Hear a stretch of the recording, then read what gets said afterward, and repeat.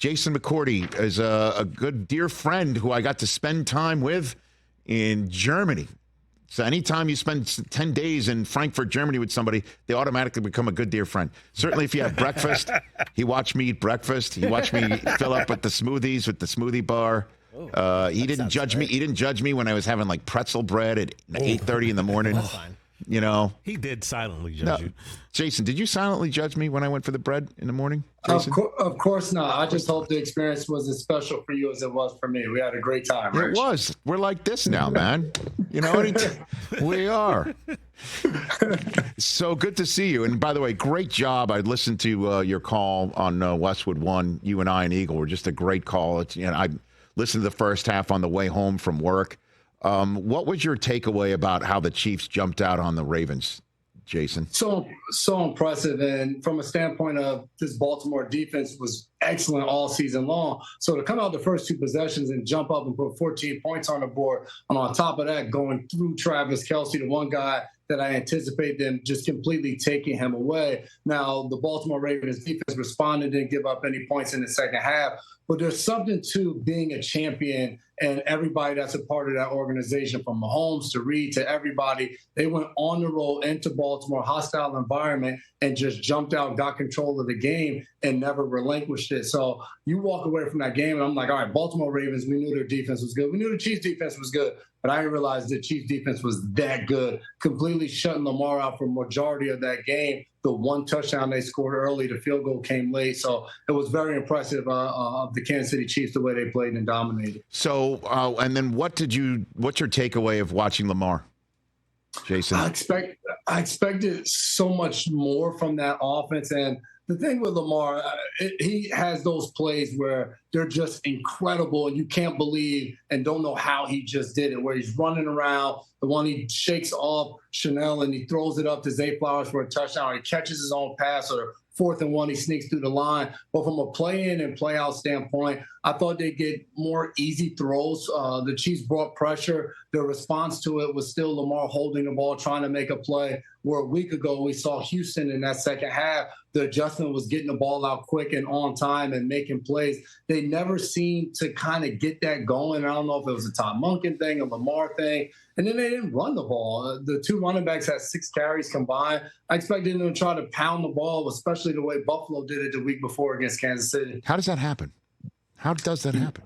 You know, you look up at the end of the game and you're just like, this was a 1-score to 2-score game the entire time. So I don't know if you get in the flow of the game and you're struggling a little bit, so you're just trying to continue to put the ball in Lamar's hands, but it made absolutely no sense. As we're watching the game, just like Gus Edwards had 1 carry for 15 yards in the first half and then only had 2 carries in the second. So you couldn't really put your finger on why in the world they went away from who they were. No, and again, you know, it wasn't a blowout. It just kind of felt that way because how the Ravens just couldn't, you know, I guess when one of your most dynamic offensive plays in the first half of a championship game is your own quarterback catching his own pass for 13 yards, that kind of says something. But again, I'm just kind of mystified how that happens. And then I saw a great NFL film snippet on Inside the NFL where Odell's turning to Lamar and saying, you know, you change the game when you take off. What's happening? You know? Yeah, and you get it, and he did take off at times. But to win that game, you got to anticipate. We all watched Lamar in that divisional round against Houston. For Steve Spagnuolo, the defensive coordinator for the Chiefs, he's watching the same game. You got to know Kansas City's going to come in and say, there's no way we're going to allow Lamar to just run the ball all over us. We're going to force him, and it's not to discredit his arm, his ability to throw the ball, but you just know how dangerous he is when he does take off. So I love that Lamar said that, because that Odell said that to Lamar because the juice that it brings, that stadium being there, and they had everybody you can name. Jonathan Ogden was there. Ray Lewis was there. Terrell Suggs, Ed Reed, and they're bringing these guys out. They're dimming the light, getting the crowd going. The way Kansas City came out and the way the offense was, there was no juice in that stadium to a certain extent for that Baltimore crowd. So I get it. When he runs, it juices everybody up on the sideline, but it wasn't happening. And when it did, it was fun, but it didn't last. What's it like to be on a team quarterbacked by one of the all-time greats and you feel like you're just showing up with him is an inevitability for you to win a Super Bowl. Jason, what's that like? It's incredible. And I always say I'm happy that I helped Tom, and I really won his sixth Super Bowl for him. He went and got 7 without me, but wouldn't have got the 6th one there. But you got to think about, for me, majority of my career, I didn't get a chance to play alongside a guy like that. 8 years in Tennessee, 1 in Cleveland. So when I got to New England, it was a totally different feeling. You'd be sitting on the bench in the fourth quarter, and you have a chance to go win the game, or just you're down. And there's just so much belief that, all right, we're still in it because Tom's out there. He's on the other side. He's going to find a way to get us back in this game. So it's a crazy feeling, especially throughout the course of practicing against him, especially a competitor like Tom, where he's talking trash to you and he's going to get the most out of you. That feeling of being on that bench and knowing fourth quarter, 2 minutes left to go, we're down 3, 4, whatever it is. All we need to go is down there and score and we win this game. You're sitting down there, you can almost kick back, put your hands on your head, and just enjoy the show because you have so much faith and belief that he's going to drive you down there and get what you need. Jason McCourty here on the Rich Eisen Show. And then the conversation about Brock Purdy, you'll be the latest, if you don't mind, me having you chime in on something I'm sure you've chimed in on multiple times in other places, including Good Morning Football. What's your opinion of Brock Purdy, Jason? I like Brock Purdy. And he's in a Super Bowl. He's in his second year.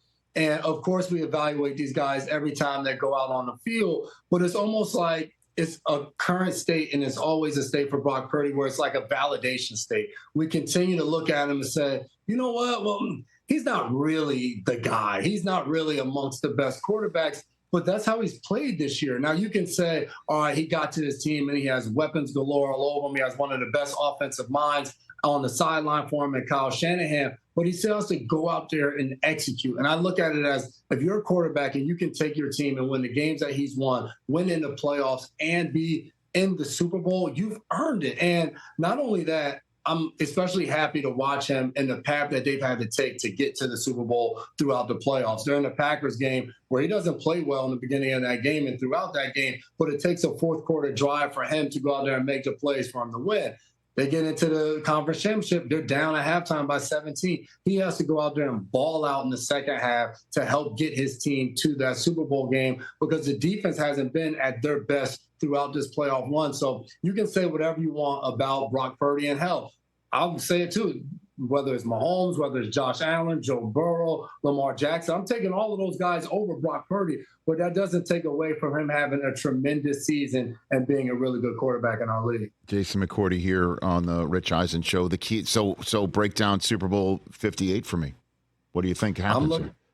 I'm looking at it, and it's so hard to go against Patrick Mahomes. And I did it a week ago. We're talking about the Baltimore Ravens. I'm like, during the Super Bowl, I think they have the defense, the quarterback, and all of that. The key is going to be, can you get to Mahomes and not allow those signature runs? You're going back and you're looking at Super Bowl 54. As the time he takes off in that game and he's sliding down with a huge play in that one, I think it's going to be for these 49ers. Can they stop Patrick Mahomes and not allow him to run around, scramble, and make those plays? And then Isaiah Pacheco. He's been the guy that's been that punch for the Kansas City Chiefs. Can they go out there and slow him down and limit him and not allow him to get going? Because when he does in Baltimore, he's screaming at both sidelines. It just brings something out of that team. And then for the 49ers, they got to start fast. And we watched these last two games, and they've struggled to get out of the gates. You can't do that against a Kansas City Chiefs team. And defensively, they're going to be in for it. They've struggled a little bit of being able to slow down and run so far throughout these playoffs. Can they do that to Isaiah Pacheco? And then getting the ball into Deebo Samuel's hands and watching him go to work. And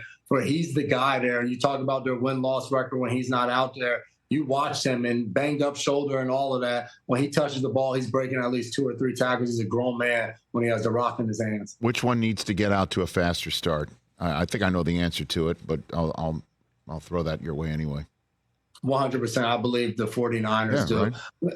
For the Chiefs, they've been in this bowl. They've won 2 Super Bowls already. They've been counting out all season. I think they're well equipped to make that comeback, but Mahomes is the best quarterback in this game. For the 49ers with Brock Purdy, you want to get out early. So you think you're going to go Chiefs at the end of the day, or what? I don't know. I've been wavering so much on this game, I can't put my finger on exactly who I'm going to go with on this one, but I'm fascinated. This is going to be a fun matchup. Okay, yeah, I had the Chiefs at the beginning of the season against the Niners. Not to say not well. I mean, Schrager's not the only one. But I when given a chance to have a mulligan on Thanksgiving on game day morning, I chose the Ravens because I was looking. I hopped off the Chiefs. I mean, we saw Jason. We saw them in Germany. Yes, they won that game, but they were having trouble scoring points after halftime. Just like, by the way, the game you just called. And then Tony and Valdez-Scantling drops one, and then Tony's got his foot on the line for another one, and it just seemed like and then on Christmas Day I saw what had happened, and so given another chance to have another mulligan at the top of the playoffs, I stayed put, and then decided, you know what, just because I've done that doesn't mean I just need to bang my head against a wall again. After the Chiefs beat the Bills, I'm like, I'm not going to go in saying this has to be the Ravens' time because they have the home field advantage and because they've looked great all season. I'm like, how am I going to go against Mahomes? And I think that's just the way I'm going to land for the Super Bowl. It truly is. It's just that simple. I think a lot of people are going to say that same exact thing. I'm not going against Mahomes. Dad, bod, and all. There's just so much belief in this guy right now because what he continues to do. Jason McCourty here, a few minutes left with my colleague from the NFL Network and co-host of Good Morning Football. Are you surprised Bill Belichick's not working as a head coach in the NFL this coming season? I am, but I'm also not. I'm a guy that when I love Bill Belichick as a head coach. When I got there, the amount of football that I was able to learn from that man, so much respect for him. But I look at the same time, we just watched Mike McDonald get hired, and this is a few weeks after Gerard Mayo gets hired.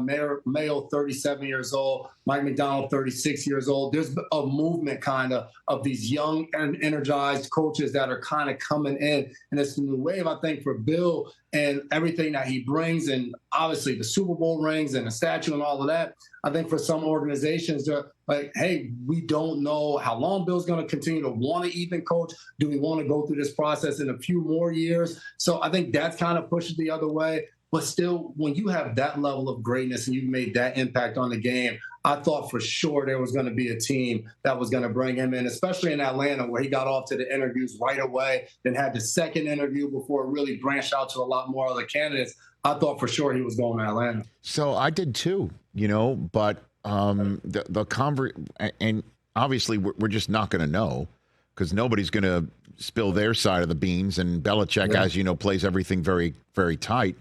And the speculation is, well, Atlanta didn't want to hand the whole keys to the store to him, and maybe he didn't ask for the whole keys to the store. I don't know.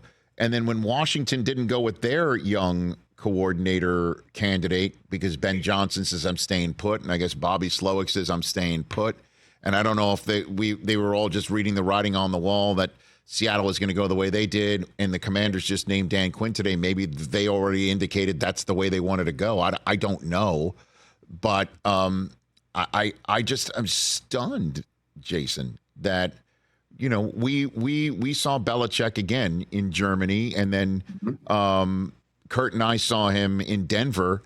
I didn't think he lacked energy. I didn't think he wasn't energized. I also saw how they performed in Denver. I mean, they and this team had nothing to play for anymore, and he knows how to scheme his head off, and he knows how to do it week to week and compartmentalize and make sure those who are on the field are situationally smart. I'm kind of stunned by it. I really am. Yeah, and the fact that he's not employed, but also Mike Vrabel. When Vrabel got let go in Tennessee, we were on our show and we're like, oh, Vrabel's going to be one of the hottest candidates. Right away, he's going to get scooped up and end up somewhere. This guy was just coach of the year a few years ago, was the number one seed in the AFC. Since he's been a head coach, he's proven that he can do it. And he's a guy that played for Bill Belichick, that same kind of temperament. And still, both of those guys will end up in this cycle without a job. So it'll be fascinating, both of them, for next year, especially Bill Belichick, because maybe he does decide to go into TV. Maybe he hangs out with the grandkids. Maybe he's consulting in the college game. But I got to imagine somehow or another this guy, Bill, is a head coach in the NFL again. A lot of people want to see him get that record for as great as he's been throughout his career. What do you think the Bears are going to do with Caleb Williams and Justin Fields? I just feel like when you have that pick 2 years in a row, it just seems extremely hard. As much as anyone may love Justin Fields, I was in Chicago calling that game against Atlanta where he was just magnificent. But to trade away the number one, because if you're not going to take a quarterback, you're not going to still draft Marvin Harrison Jr., I think, at number one. So to trade away that first overall pick back-to-back years and say, you know what, fellas, we're just going to continue to run it back, I just don't see them doing that. I think they genuinely love Justin Fields, but I see them pulling the trigger on Caleb Williams and kind of restarting that clock, getting a young and getting a cheaper quarterback in there and trying to build around him and seeing what he can do. All right, Jason, I appreciate the time. Lots of fun hanging with you this season, and congrats on just a great season of just broadcasting soup to nuts. All you do with NFL Network and Westwood One, and I said this to Orlovsky too. Those 2 weeks in Germany were awesome. That was a lot of fun, man. It really was. So much fun, man. Tell your brothers, Peyton, Eli, Coop, and all those guys I said what's up. Take care, Jason. You be well. See you. That's Jason McCourty. Check him out on Good Morning Football. Catch the Rich Eisen Show every single day on the Roku channel, 12 to 3 Eastern, for free.